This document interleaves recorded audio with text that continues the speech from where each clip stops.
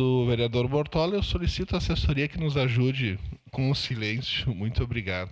Eu solicito ao vereador Cláudio Libardi que acompanhe os representantes da Casa Ângelo Voluntário até a tribuna para a sua manifestação. Momento também que saúda a presença da senhora Isamar Ordová Sartori.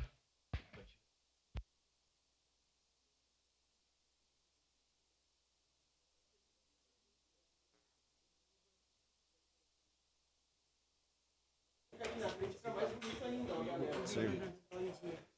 Uhum. Sim. Tranquilo. Olá, bom dia a todos. Meu nome é Marco Antônio, estamos aqui representando a Casa Anjos Voluntários.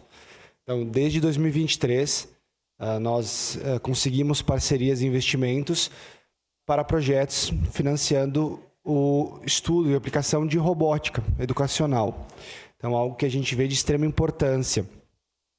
Iniciou-se com um investimento pequeno e, assim, conseguimos parcerias por diante a ponto de pudermos também participarmos, inclusive, de competições regionais e estaduais de robótica, algo que é de extrema importância. Então, a gente enxerga que numa cidade, segundo o maior polo metalmecânico do Brasil, é de extrema importância que se possa ter esse investimento de pensamento computacional, de tecnologia, atrelando, né, um desenvolvimento, levando para a comunidade a tecnologia, né, que é indispensável hoje. Então, nós participamos tanto da Olimpíada Brasileira de Robótica, tanto a Mostra Nacional de Robótica.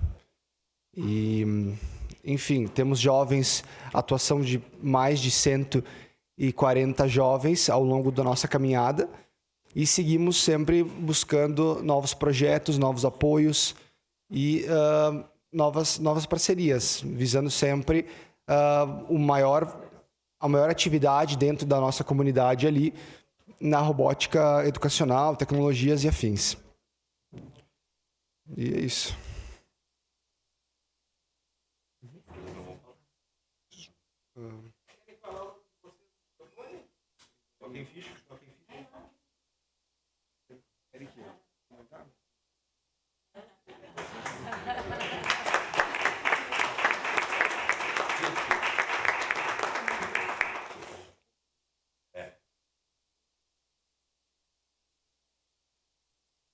Obrigado.